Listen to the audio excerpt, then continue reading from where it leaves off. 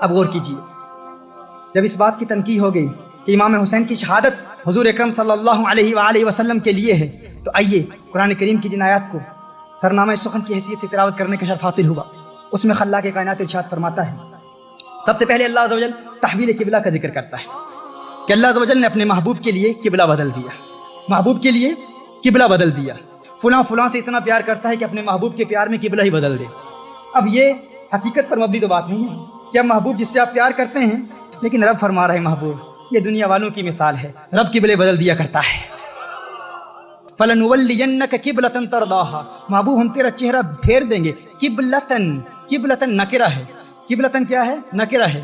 اب کعبہ معرفہ ہے، اور معرفہ کی تعبیر نکرہ سے نہیں کی جاتی، اور نکرہ جب سیاق کلام میں ہو تو اس کے بعد اگر ترضاها یہ فعل ہے جو نکرہ ہے، فعل مضارع نکرہ ہے، اب قبلتن نکرہ ہے، یہ بھی نکرہ ہے، تو جملہ یہ مرکب توصیفی بنا۔ اس کا معنی کیا ہوا کہ اللہ عز و جل ارشاد فرما رہا ہے القبلۃ نہیں فرمایا، کیونکہ کعبہ معرفہ ہے، قبلتن نکرہ ہے، اور معرفہ کی تعبیر نکرہ سے نہیں کی جاتی، یعنی اللہ ارشاد فرما رہا ہے محبوب لوگ یہ نہ سمجھیں کہ محبوب کے پیار میں محبوب کے لیے مکے والے کعبے کو محبوب کا قبلہ بنا دوں گا، یعنی اگر محبوب چاہے گا، اگر محبوب کے دل میں تمنا ہوگی کہ اللہ محبوب کے لیے مکے والے کعبہ کو قبلہ بنا دے، فرمایا نہیں ایسا نہیں ہے، اگر تو نے چاہا کہ مکے والا قبلہ کعبہ بن جائے تو مکے والا ہی بنے گا، ایسا نہیں ہے کہ کہیں اور تیری چاہت پیدا ہو گئی تو اس کو قبلہ نہیں بناؤں گا، فرمایا اسی لیے ناکرہ رکھا ہے تاکہ لوگ سمجھ جائیں کہ محبوب تو جس مقام کو قبلہ بنانا چاہتا ہے، تو جس مقام کو قبلہ بنانا چاہتا ہے، محبوب ادھر تیرے دل میں تمنا پیدا ہوگی کہ کس مقام کو اللہ قبلہ بنا دے، فرمایا محبوب ادھر تیری زلف، ادھر تیرے گیسو رخ بدلیں گے، ادھر تیرے گیسو پھریں گے، ادھر اللہ قبلہ پھیر دے گا، قبلہ پھیر دے گا۔ ایسا نہیں ہے کہ فقط مکہ والا قبلہ، قبلتن فرمایا ترضاها، محبوب جہاں تو راضی ہے رب اس کو قبلہ بنا دے گا۔ تو پہلے تحویل قبلہ کا ذکر ہے، قبلہ کے بدلنے کا ذکر ہے۔ اب دیکھیے اس کے فوراً بعد اب لوگ بڑے حیران تھے، متعجب تھے کہ یہ کیسے ہو گیا کہ قبلہ ہی بدل دیا، تعجب تھا نا کہ قبلہ ہی بدل دیا، محبوب کے پیار میں قبلہ بدل دیا۔ اب فوراً بعد ارشاد فرماتا ہے کما ارسلنا فیکم رسولا منکم یتلو علیکم آیاتنا ویزکیکم ویعلمکم الکتاب والحکمہ ویعلمکم ما لم تکونوا تعلمون۔ اللہ ارشاد فرماتا ہے کما تشبیہ کے لیے آتا ہے، تم اس بات پر حیران، اب رب بتا رہا ہوں، لنک بتا رہا ہوں اور کربلا کی طرف آ رہا ہوں، لنک بتا رہا ہوں۔ دیکھیے پہلے فرمایا تحویل قبلہ کا ذکر ہے، قبلہ کے بدلنے کا ذکر ہے، اس کے فوراً بعد کما ارسلنا محبوب دینے کا ذکر ہے کہ میں نے اپنا محبوب تمہیں دے دیا، کما ارسلنا جس طرح دیا۔ اب کما کیا ہے؟ یہ تشبیہ کے لیے آتا ہے، کما کس کے لیے آتا ہے؟ تشبیہ کے لیے، جس طرح، یعنی تم حیران ہو، تم اس بات پر حیران ہو کہ اللہ نے قبلہ بدل دیا، کس طرح بدل دیا۔ اب کما کا لکھ دیکھو، کما جس طرح، تم کہتے ہو قبلہ کس طرح بدل دیا، کہا جس طرح محبوب دے دیا۔ قبلہ بدلنا بڑی بات ہے یا محبوب دینا بڑی بات ہے؟ بھائی کبھی کوئی کسی کو اپنا محبوب دیتا ہے؟ کسی سے پیار ہو جائے تو اب اپنا محبوب کسی کو دو گے؟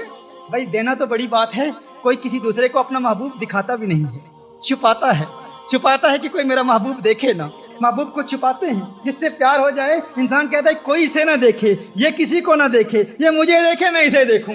آن بسو مورے نینن میں اکھیاں بند کر لوں، نہ میں دیکھوں غیر کی جانب، نہ توہے دیکھن دوں۔ Oh beloved, come and reside in my eyes, come and live in my eyes. Why do you want your beloved to come and live in your eyes? So I can close my eyes. Oh lover, why do you want to close your eyes? I want my beloved to come and live in my eyes, and I want to close my eyes so my beloved can see none other than me and I can see none other than my beloved. جب پیار ہو جاتا ہے کسی سے، محبت ہو جاتی ہے کسی سے، تو انسان کسی اور کو دیکھنا ہی نہیں چاہتا، انسان کہتا ہے زندگی جائے، جسم جائے، سب کچھ برباد ہو جائے، دو نین سلامت رہیں، میری دو آنکھیں سلامت رہیں، دو آنکھیں سلامت رہیں، تاکہ میں محبوب کو دیکھتا رہوں۔ کاگا مورا سب تن کھائیو، چن چن کھائیو ماس، پر دو نین مورے نہ کھائیو، مہے پیا ملن کی آس، مہے پیا ملن کی آس۔ کاگا سب کچھ کھا جاؤ، جسم کھا لو، آنکھیں نہیں کھانا، کیونکہ ان آنکھوں سے محبوب کا جلوہ دیکھتا ہوں، ان آنکھوں سے محبوب کا دیدار کرتا ہوں۔ تو میں عرض کر رہا تھا کہ اللہ نے محبوب دے دیا، تو اللہ ارشاد فرما رہا ہے کما ارسلنا، تم اس بات پر متعجب ہو، اس بات پر حیران ہو کہ قبلہ بدل دیا؟ کہا نہیں، اس سے بڑی بات دیکھو، ہم نے تو اپنا محبوب دے دیا ہے۔ اب سوال ہی پیدا ہوتا ہے، اس کے فوراً بعد ذکر کا بیان آ گیا، فاذکرونی اذکرکم۔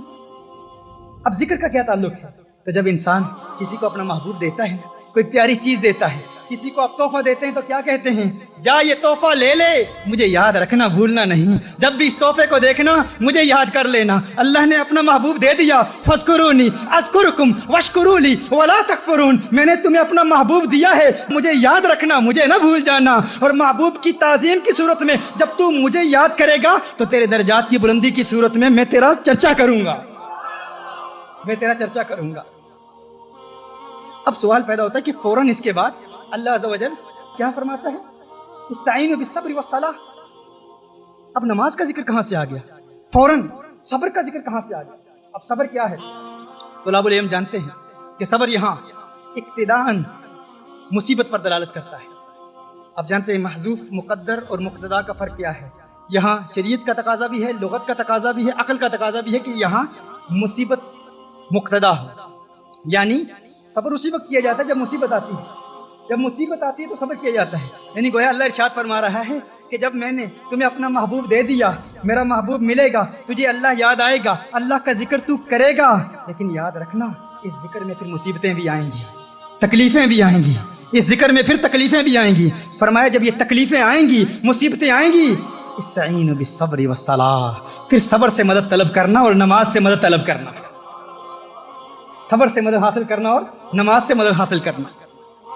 پھر اس کے فوراً بعد ارشاد فرمایا وَلَا تَقُولُوا لِمَنْ يُقْتَلُ فِي سَبِيلِ اللَّهِ أَمْوَاتٌ۔ اب یہاں پر شہداء کا ذکر کیوں آ گیا کہ جو اللہ کی راہ میں قتل کیے جائیں انہیں مردہ نہ کہو؟ اللہ ارشاد فرما رہا ہے، اب رب دیکھیے، تعلق دیکھیے، اللہ ارشاد فرما رہا ہے کہ مت سمجھنا کہ صبر کرتے رہو گے تو مصیبت ٹل جائے گی۔ کبھی کبھی ایسا وقت بھی آتا ہے کہ انسان صبر کرتا رہتا ہے لیکن صبر کرتے ہوئے اس کی موت بھی واقع ہو جاتی ہے، لیکن اس موت سے نہ ڈرنا، یہ نہ سوچنا موت آ جائے گی مر جاؤں گا۔ کہا وَلَا تَقُولُوا لِمَنْ يُقْتَلُ فِي سَبِيلِ اللَّهِ أَمْوَاتٌ، ارے شہید زندہ ہے، مردہ نہیں ہوتا، شہید تو زندہ ہوتا ہے، شہید مرتا نہیں ہے۔ اب شہید کا ذکر، اب رب سمجھ میں آ گیا، لنک سمجھ میں آ گیا، تحویل قبلہ، محبوب کا دیا جانا، محبوب کے دیے جانے کے بعد ذکر کے بعد استعانہ بالصلاۃ والصبر۔ اب آگے بڑھتے ہیں، پھر اس کے بعد چند آزمائشوں کا ذکر کیا، وَلَنَبْلُوَنَّكُمْ بِشَيْءٍ مِّنَ الْخَوْفِ وَالْجُوعِ وَنَقْصٍ مِّنَ الْأَمْوَالِ وَالْأَنفُسِ وَالثَّمَرَاتِ، کہ پھر ہم تمہیں آزمائیں گے، کبھی مال کے نقصان سے، کبھی جانی نقصان سے، کبھی بھوک سے، کبھی پیاس سے، کبھی خوف سے۔ اب غور کریں، اللہ ارشاد فرما رہا ہے کہ یہ آزمائشیں آئیں گی تمہاری زندگی میں، آزمائشوں کا ذکر ہے کہ اللہ آزماتا ہے، مت سمجھنا کچھ لوگ تو شہید ہو جاتے ہیں انہیں مصیبتوں میں، صبر کرتے ہوئے شہید ہو جاتے ہیں، کچھ ایسے ہیں جنہیں اللہ آزماتا ہے، اللہ آزمائشوں میں مبتلا کرتا ہے۔ کیسی آزمائشوں میں؟ کبھی جانی نقصان کے ذریعے، کبھی بھوک کے ذریعے، کبھی پیاس کے ذریعے، کبھی خوف کے ذریعے اللہ آزماتا رہتا ہے۔ اب آئیے دیکھیں، غور کریں، جب ہم کربلا کا واقعہ دیکھتے ہیں، پہلی بات تو یہ سمجھ میں آ گئی کہ امام حسین نے میرے آقا صلی اللہ علیہ وسلم کے لیے جام شہادت نوش فرمایا۔ امام حسین کس کے لیے شہید ہوئے؟ آقا کے لیے شہید ہوئے۔ آقا کی شہادت کا ظہور تام کہاں سے ہوا؟ امام حسین کی شہادت سے ہوا۔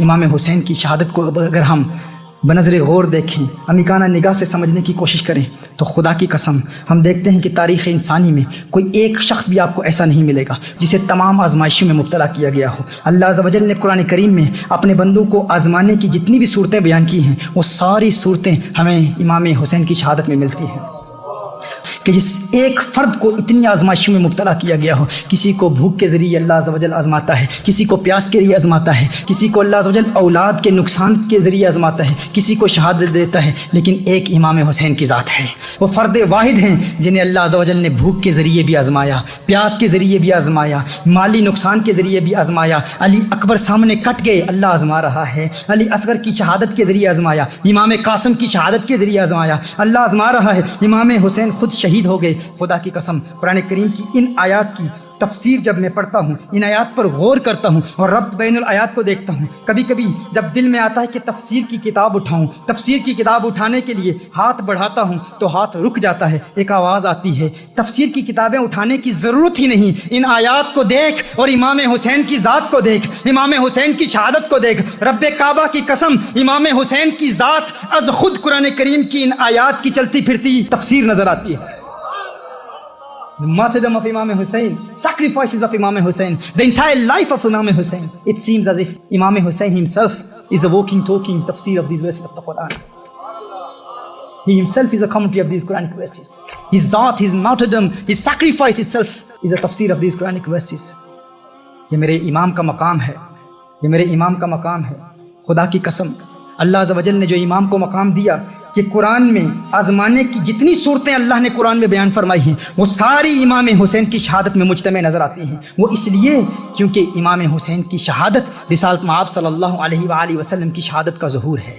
اور کوئی ایک آزمائش بھی باقی رہتی تو میری آقا صلی اللہ علیہ وسلم کی شہادت کا ظہور تام نہ ہوتا. یہ آقا صلی اللہ علیہ وسلم کی شہادت کا ظہور ہے. اسی لیے میں کہتا ہوں کہ میرا امام حسین یہ وہ در یکتا ہیں کہ خدا کی قسم پوری کائنات میں یہ ایک ہی نگینہ ہے امام حسین، ان جیسا کوئی دوسرا نہیں ہے. یہی وہ مجاہد ہے، یہی وہ مرد کلندر ہے کہ جس نے میدان میں یزید جیسی طاقت کو للکارا. دلاوروں میں فرد ہے یہ کیسا شیر مرد ہے، دلاوروں میں فرد ہے یہ کیسا شیر مرد ہے کہ جس کے دبدبے سے دشمنوں کا رنگ زرد ہے. دلاوروں میں فرد ہے یہ کیسا شیر مرد ہے کہ جس کے دبدبے سے دشمنوں کا رنگ زرد ہے. یہ بالیقین حسین ہے، یہ بالیقین حسین ہے، یہ بالیقین حسین ہے. نبی کا نور عین ہے جبھی تو اس کے سامنے یہ فوج گرد برد ہے، جبھی تو اس کے سامنے